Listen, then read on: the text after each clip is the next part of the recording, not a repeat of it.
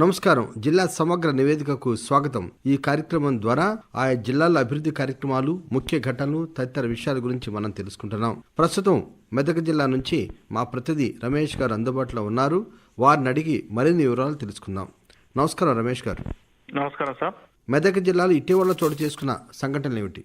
మెదక్ జిల్లా వ్యాప్తంగా గత నెల రోజుల్లో అనేక కార్యక్రమాలు జరిగాయి. ముఖ్యంగా రాష్ట్ర ప్రభుత్వం ప్రవేశపెట్టిన 6 గ్యారంటీ పథకాల అమలు కోసం డిసెంబర్ 28 నుంచి జనవరి 6వ తేదీ వరకు ప్రజాపాలన కార్యక్రమం నిర్వహించి దరఖాస్తును స్వీకరించారు. అదేవిధంగా రాబోయే 10వ తరగతి పరీక్షల కోసం విద్యార్థులను విద్యాశాఖ అధికారులు ఇప్పటికే సన్నద్ధం చేస్తున్నారు. జనవరి 1వ తేదీ నుండి ఆపరేషన్ స్మైల్ 10 కార్యక్రమం కూడా మెదక్ జిల్లా వ్యాప్తంగా ముమ్మరంగా కొనసాగుతుంది. అంతేకాకుండా జిల్లాలోని గ్రామ పంచాయతీలో పన్ను వసూలు కార్యక్రమం లక్ష్యం దిశగా కొనసాగుతుంది. జిల్లాలో ప్రజాపాలన కార్యక్రమం ఏ విధంగా జరుగుతోంది? వివరాలు ఏమిటి? ప్రజాపాలన కార్యక్రమానికి జిల్లా వ్యాప్తంగా దరఖాస్తులు వెల్లువెత్తాయి. తెలంగాణ రాష్ట్ర ప్రభుత్వం ప్రవేశపెట్టిన 6 గ్యారంటీ పథకాల అమలు కోసం ప్రజల నుంచి అధికారులు దరఖాస్తులు స్వీకరించారు. డిసెంబర్ 28వ తేదీ నుంచి ప్రారంభమైన ప్రజాపాలన కార్యక్రమం జనవరి 6వ తేదీతో ముగిసింది.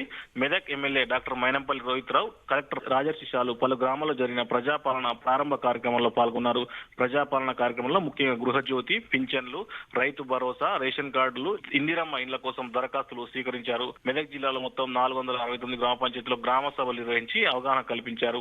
మొత్తం మెదక్ జిల్లా వ్యాప్తంగా 2,73,389 దరఖాస్తులు వచ్చినట్లు అధికారులు వెల్లడించారు. దరఖాస్తులను వెబ్సైట్ లో నమోదు చేసేందుకు 319 మంది ప్రభుత్వ, 161 ప్రైవేట్ డాటా ఎంట్రీ ఆపరేటర్లను నియమించారు. ఈ నెల 17వ తేదీ వరకు ప్రజాపాలన దరఖాస్తుల ఆన్లైన్ నమోదు ప్రక్రియ కొనసాగుతుందని అధికారులు వెల్లడించారు. జిల్లాలోని గ్రామ పంచాయతీల్లో పన్ను వసూలు కార్యక్రమం ఏ విధంగా కొనసాగుతోంది? మెదక్ జిల్లాలో పంచాయతీ పన్ను వసూళ్ల లక్ష్యం దిశగా సాగుతుంది. మార్చి 31 వరకు ఆర్థిక సంవత్సరానికి సంబంధించి పంచాయతీ కార్యదర్శులు, సిబ్బంది పన్ను వసూళ్లపై ప్రత్యేక దృష్టి సారించారు. రాష్ట్ర ప్రభుత్వం నిర్దేశించిన లక్ష్యాన్ని అధిగమించేందుకు ప్రత్యేక కార్యాచరణ రూపొందించి ఇంటింటికి వెళ్లి పన్ను వసూలు చేపడుతున్నారు. మెదక్ జిల్లాలో 2023-24 సంవత్సరానికి సంబంధించి మొత్తం 21 మండలాల్లో 11.01 కోట్లు టార్గెట్ గా నిర్ణయించగా ఇప్పటి వరకు 7.74 కోట్లు వసూలైనట్టు తెలిపారు. ఇంకా 3.27 కోట్లు వసూలు కావాల్సి ఉందని, మార్చి నెలాఖరు వరకు 100% టార్గెట్ పూర్తి చేస్తామని జిల్లా పంచాయతీ అధికారి తెలిపారు. మెదక్ జిల్లాలో సోలార్ ప్లాంట్ల ఏర్పాటుకు ఎన్ని పాఠశాలలను ప్రభుత్వం ఎంపిక చేసింది? వివరాలు ఏమిటి? ప్రభుత్వ పాఠశాలకు సంబంధించిన వివిధ రకాల సమాచారాన్ని ఎప్పటికప్పుడు వివిధ ఉపకరణాల ద్వారా ప్రభుత్వానికి పంపించే క్రమంలో విద్యుత్ వినియోగం పెరిగింది. ఈ క్రమంలో ప్రభుత్వం సోలార్ ప్లాంట్ల వినియోగానికి ప్రాధాన్యమిస్తుంది. పాఠశాలలో విద్యార్థుల సంఖ్య ఆధారంగా జిల్లా పరిషత్ ప్రాథమిక కస్తూర్బా పాఠశాలను గుర్తించి ముందుగా వీటిలో సౌర విద్యుత్ పరికరాలు అమర్చనున్నారు. ఇందులో భాగంగా రాష్ట్ర వ్యాప్తంగా 6,490 పాఠశాలలు ఎంపిక చేయగా మెదక్ జిల్లాలోని 230 పాఠశాలలు ఎంపిక చేశారు. ఈ 230 పాఠశాలలో అవసరాలను బట్టి 2, 5, 10 కిలోవాట్ల సామర్థ్యం గల సోలార్ పలకలు అమర్చేందుకు ప్రభుత్వం నిధులు మంజూరు చేసింది. ఈ మేరకే పాఠశాలల వారీగా నిధులు మంజూరు చేశారు. సౌర విద్యుత్ వినియోగంలో పాఠశాలలో విద్యుత్ బిల్లులు 100% తగ్గించేలా ప్రభుత్వం తగిన చర్యలు చేపట్టింది. జిల్లాలో కొనసాగుతున్న ఆపరేషన్ స్మైల్ 10 కార్యక్రమం గురించి చెప్పండి.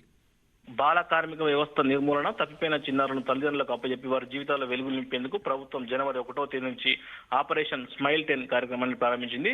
జిల్లాలో మెదక్, తూప్రాన్ 2 డివిజన్లుగా విభజించి అధికారులు 2 బృందాల కార్యక్రమాన్ని నిర్వహించున్నారు. ఇటుక బట్టీలు, మెకానిక్ షెడ్లు, హోటళ్లు, బస్టాండ్, రైల్వే స్టేషన్లో భిక్షాటన చేసేవారిని, తప్పిపోయిన వారిని, అనాథ వీధి బాలను గుర్తిస్తున్నారు. అనంతరం వారి తల్లిదండ్రులకు అప్పగించడం, వసతి గృహాల్లో చేర్పించనున్నారు.